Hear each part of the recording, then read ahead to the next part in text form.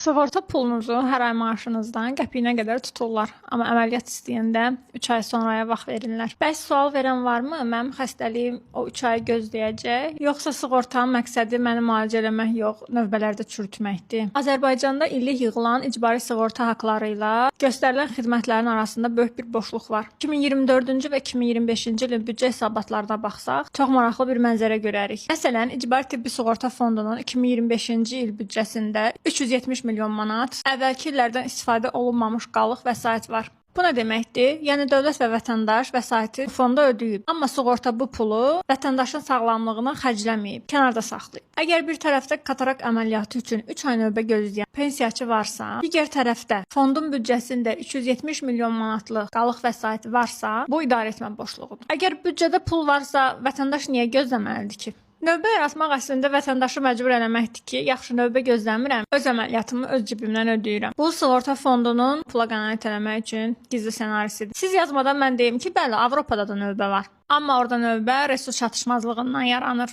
maliyyə idarəçiliyindən yox. Orada həyati təhlükəsi olan xəstəni növbədə saxlamırlar. Bizdə amma aylıq limit dolub deyə ürək xəstəsini evə göndərirlər. Sığorta sistemi vətəndaşı sağaltmaq üçün yaranıb, yoxsa kvotalarla büdcəni qorumaq üçün? Avropada büdcədə qalıq qalanda ya yeni xidmət əlavə eləyirlər sığorta zərfinə və ya da aylıq sığorta haqqını aşağı endirirlər. Bizdə isə 370 milyon manatlıq qalıq qaldığı halda nə sığorta haqqı azalmır, nə də növbələr qısalmır. Yəni pul orada donmuş vəziyyətdə saxlanılır və vətəndaşın xidmətinə çevrilmir. Ən böyük problemlərdən biri də triyaj, yəni xəstəliyin ağırlıq dərəcəsinin düzgün seçilməməsidir. Avropada diz qapağı əməliyyatı üçün 1 il gözləyə bilərsən, amma ürək əməliyyatı üçün yox. Bəzən isə bizdə kəskin ağrıları olan xəstə üçün belə planlı əməliyyat deyib 2 ay sonraya növbə yazırlar. Bu artıq sığorta yox, bəxt oyunudur. Əlbəttə, icbari tibbi sığorta ölkəmiz üçün böyük bir addımdır və bunu danmaq olmaz. Minlərlə insanın sığorta hesabına əməliyyat olunduğunu bilirik. Amma sistemin şəffaf olması da şərtdir.